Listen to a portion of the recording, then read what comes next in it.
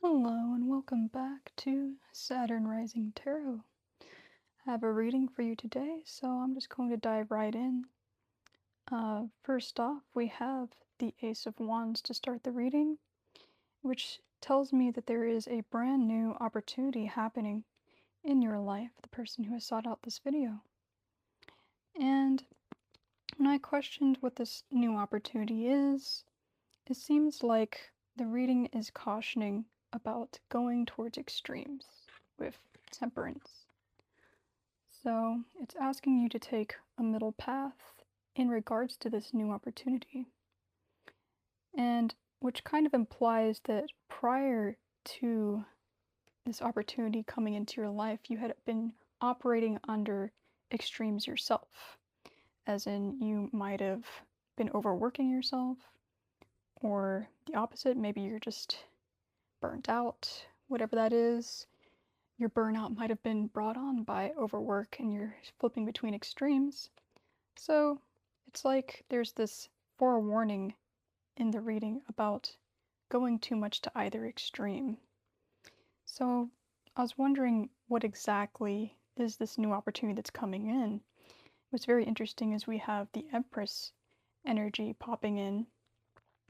It's hard to hold these cards with the reflections. The gold reflections, they're very lovely, but sometimes they catch the light a bit too much here. But yeah, so we have the Empress, which suggests I kept getting the word receptivity coming up all throughout the reading, which fits in line with the energy of the Empress of like resting in your feminine, which requires a lot of yin energy, a lot of inner reflection and resting, and receptivity is usually very passive. So it requires that you stop taking action and you sit and you just let things open up rather than close. And the more I looked into that of why this would be the case, is because in your prior life you had a lot of mental energy going on with the Ace of Swords. I'm sensing a lot of overwork and overwhelm. Someone who probably is doing a lot of projects and kind of overloads themselves. It's like, since that you are volunteering yourself up to take on more work than what is necessary or what was asked of you, maybe to, I don't know, to prove yourself, or a sense of people pleasing. Maybe you feel like that's something that's required of you, even though people don't explicitly ask you to do that, to take on more tasks, but you just volunteer it anyway. And with the Wheel of Fortune coming up, it's like the reading is urging you to kind of sit back and let fate, the flow of life, divine timing, take its role instead of putting yourself in these situations to burden yourself. It's letting you know, reminding you that you don't have to worry so much about where you're going all the time. You're allowed to just let the universe take care of things. Because it seems like in this past endeavor, I had this card come out in reverse. And this card with the Two of Wands usually has to do with like envisioning what you're going to do, like the preparation before a big project. And it came out in reverse. So it's like I get the sense that you were unprepared for an endeavor that you were placed in. So it may even be that people were pressuring you for things that you weren't ready for, and you felt like you had to overcompensate and prove yourself, of like showing people I am capable, I can do this, I could take on a lot of responsibilities, and maybe you really couldn't, and you kind of were a little bit humbled by life telling you like, hey, like there's only so much you could do. There's only so much your body can take, your mental health can take, and you really just have to allow things to happen as they will, not at your will. Which is why the receptivity of the Empress is coming up in this reading. And so when I was looking into what particularly you wanted to get from this new opportunity that's coming your way, very interesting, I had the Six of Pentacles.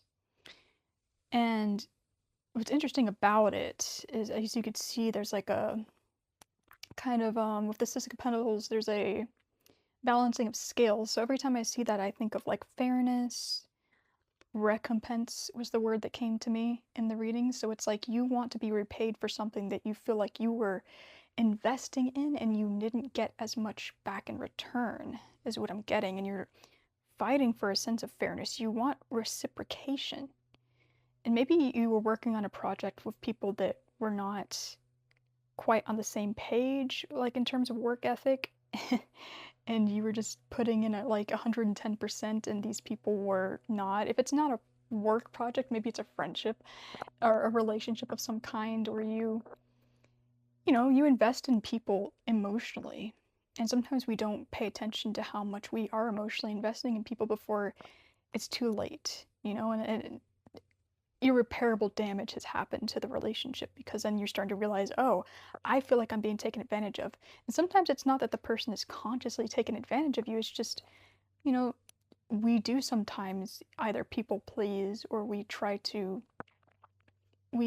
don't realize that our efforts or our energy is not matched in the situation, and we end up feeling like we're being taken advantage of, and really we're just not catching that, okay, this person isn't as into it as me, they're not as committed, they don't feel as strongly about it. And I think you're coming to that realization with the Six of Pentacles, that you were mismatched, and you feel like you have to maybe recharge alone from that situation. And you want to kind of redeem yourself in this way. So I asked how that redemption would look, and it's interesting that the Three of Cups came out. And I was trying to remember, because I had a funny phrase that came to my head as soon as I pulled it out. I was quoting a character from Fire Emblem where he says, "I fight for my friends." As soon as I saw it, I was just like, "Oh, I fight for my friends."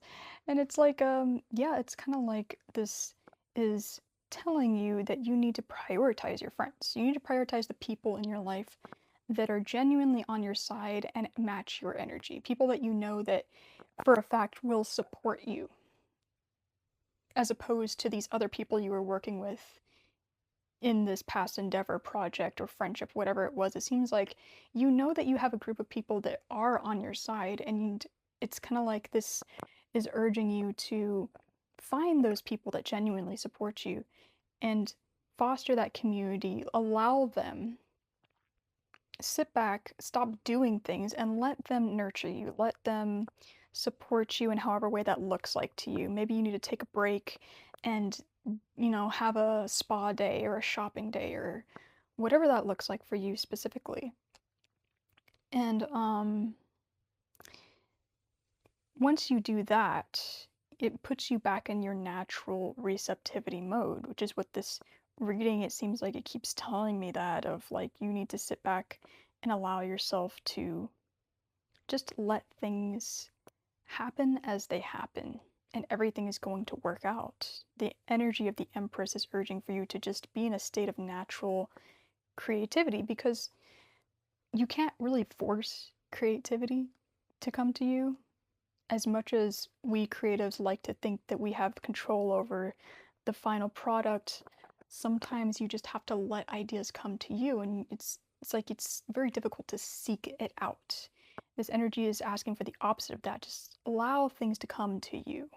Just sit and wait, meditate, reflect, be open to new experiences, so that this opportunity will arrive in a way that you recognize. Because maybe if you were working so much and piling all these responsibilities on yourself, you wouldn't even recognize this other opportunity, would just walk past you, wouldn't even see it.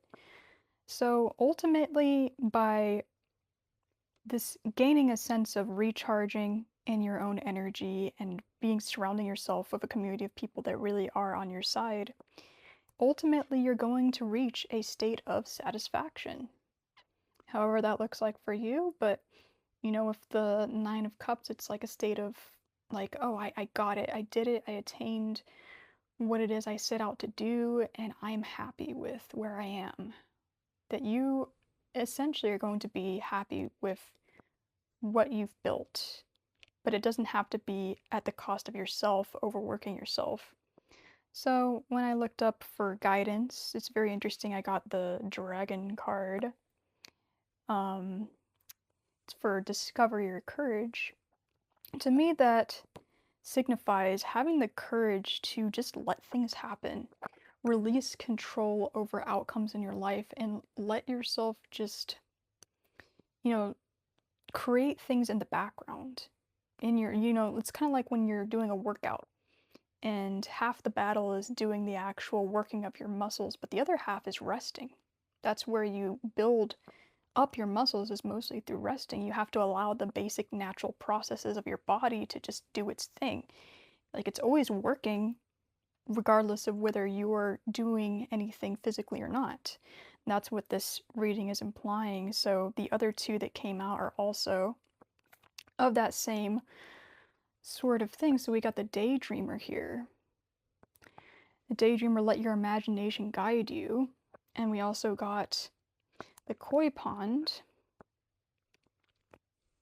which is to create harmony. Well, I'm seeing a lot of like fish imagery, and they're both in the water, you notice. Both in the water, and a lot of fish surrounding them. So that, again, that tells me more of having to do with your community fostering the people around you, but also being in a state of receptivity. Like in the water, it's like when you're swimming, for example, it's kind of like the least resistance is the best way of moving about. If you try to force yourself, try to force movement in the water, it kind of like it works against you. Just like when you're in a riptide, the best way to get out of a riptide is to don't fight the current, you let the current take you where it will. Let the ocean currents push you instead of expending all of your energy trying to get an outcome, which would be impossible. You're wasting your energy, basically. So a lot of Piscean water imagery in this reading.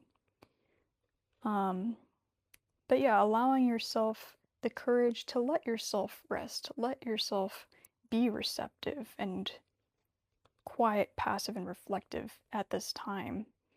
There may be other times where you could take actions and it would work in your favor, but at this time it really just pays to let the universe take you where it will. But yeah, that's the main message I see here for you today. If you like this, remember to like and subscribe. Leave a comment if you're wanting to, if you feel inspired to. And I will see you next time. Bye-bye.